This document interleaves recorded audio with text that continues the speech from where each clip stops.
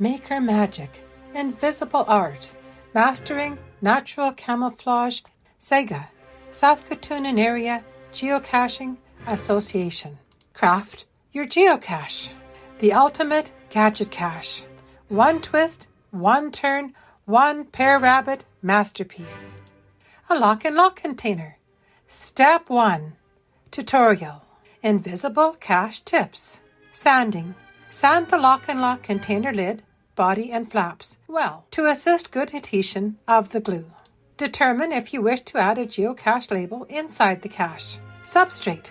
Break the geometry. Use a hot glue gun or plumber's scoop to attach wood knurls, knobs, or small petals to the side and tops of your geocaching container. This helps to break up the rigid rectangular shape and makes it look like a natural object built to blend, invisible by design. Apply a few larger pieces. What is it? Is it a rock? A part of a tree? Some mud? This image courtesy Pere Rabbit. How to grow your substrate. We are Creative Geocache Solutions to help you hide your caches from muggles. First, you'll need a blender. Invisibility tips. How to increase your natural camouflage available. Gather your materials and dry them out completely.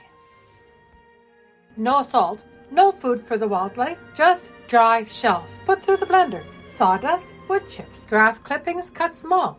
Makes great artificial dung covering over your geocache. Create different sizes, wood chips, fine, medium, coarse. Phase 2. Layering the camouflage. Goal. Build up a realistic, multi-dimensional outer skin. The first coat. Apply a generous layer of outdoor Mod Podge to the sanded container. Apply your substrate. Press your first layer of materials, your coffee grounds, sand, mulch, etc. into the glue. Let this dry for a full day, creating colored textures. To add depth, mix acrylic paint with water. Shake. Take some medium like sawdust, add a little water to it, and knead. Then add the diluted paint to the moist substrate, then knead again until you have colored dirt. Let this thoroughly dry and store, or use it on your geocache. The second layer. Think camouflage. On day 2, identify your bare spots. Apply more outdoor Mod Podge and add your colored sawdust or coarse wood shavings or acrylic paint to create a mottled, natural appearance. Integrate artificial flora. Another option. Glue on small pieces of artificial leaves or stems, perhaps sourced from thrift stores, to help the container blend into local foliage. Break them apart, reassemble, mold, paint to match your camouflage container. Add hardware. Optional. Use a metalworking stepped bale pliers or triple bale forming pliers to shape wire into a loop. Bend the wire ends at right angles to create a stable base. Think a handle. Embed the base of the folded wire into a thick layer of Mod Podge or plumber's goop on the container to create a hanging cache. Step 3. The more layers, the greater the camouflage. Here's a geocache courtesy of Pere Rabbit. Now remember, if you use moss as your substrate, the mice will come to eat the moss off your cache in the field. Phase 3. Waterproofing and finishing. Goal. Ensure the cache survives our Saskatchewan elements and remains hidden. The sealant. Once the layers are dry, coat the entire exterior with Tight Bond 3, which is waterproof and food safe. Or use a heavy-duty outdoor acrylic sealer. Every once in a while, you might be lucky and find that in the Sarcan recycling. This creates an amazing waterproof shell over your substrate. You can add a gradually sloping base that hangs off the sides to blur the line between the cache and the crook of the tree it's hidden in. Scrims. Here Pere Rabbit is holding a scrim that he salvaged. Here's a close-up. Scrims. The Manchu mop method for geocaching to ensure the cache survives the outdoors. You want materials that will not rot or hold too much moisture. Fabric strips. Use old camouflage, like battle dress uniform, pants, or heavy-duty burlap. For a spruce tree, specifically, look for dark greens, browns, or blacks. Netting, a piece of tactical helmet netting, or even a dark-colored fruit mesh bag, like the ones onions come in, to act as an anchor.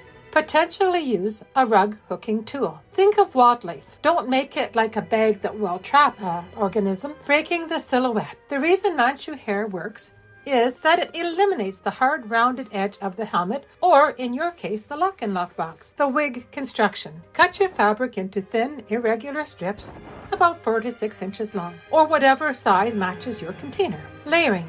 Cut the mesh netting over the top and sides of your container. Tie or loop the fabric strips through the mesh so they hang down loosely. The mop effect. Don't be neat. The goal is to have the strips overlapping and hanging at different lengths. This mimics the way spruce needles and dead lower branches cluster together. Why it works in a spruce tree. Spruce trees are naturally shaggy. They are full of shadows, drooping needles, and dead dry twigs near the trunk. Shadow integration. The loose strips of fabric create micro shadows that match the depth of spruce branches. Wind movement. Unlike a solid plastic box, scrim moves slightly in the wind. This mimics the natural movement of the tree, making the cache look like a clump of dead needles or a witch's broom, a natural deformity and calamity in trees. Tactile camouflage. Even if a muggle looks toward it, the eye usually skips over irregular, shaggy shapes, perceiving them as organic debris. Happy geocaching from the Pere Rabbit Workshop. Piece of pipe. It's got the wood grain from the plywood. See Yeah, that? that's the inside of the. Yeah. So if you need plastic sheeting, Not too bad, thanks. So that's just a PVC pipe, you say? yeah, And how did you get it flat? in the oven. Oh, sweet deal. This is just regular electrical conduit, 4-inch. You didn't see on the label. Smart idea. You just slice it on the length. Yep, There was a chunk of pipe. yep. And I just sawed it off the top of the pipe. And once it's in the oven, it'll lay itself out. With a little help, you flatten it out, and then you just press it down between 2 sheets until it cools, and then you have a nice flat sheet. Nice. And That's then smart. you can make something more outdoor related. That's It right. doesn't break down. Thank you. From silicone ugu to gadget knobs, the Pere Rabbit way. Shape-shifting goal. Moving beyond the box shape entirely. The silicone log. Wrap a cylinder like a pill bottle or something larger like a water bottle in parchment paper. Create a mixture of cornstarch and silicone ugu. YouTube and instructions online. Mold the mixture around the cylinder to create a log shape. Once cured, slide your cylinder out so you can use your water bottle again. Texture the outside with your substrates, your mulch, and your sand, etc., and seal both ends, leaving one side accessible to receive the container for holding the logbook. Ugu. Using a cornstarch silicone mixture is a game changer for geocaching because it creates a flexible, waterproof, and highly carvable skin that can make a container look exactly like a piece of wood or a thick vine. Check out YouTube to master the silicone ugu method for a top-tier hide. The ultimate gadget cache.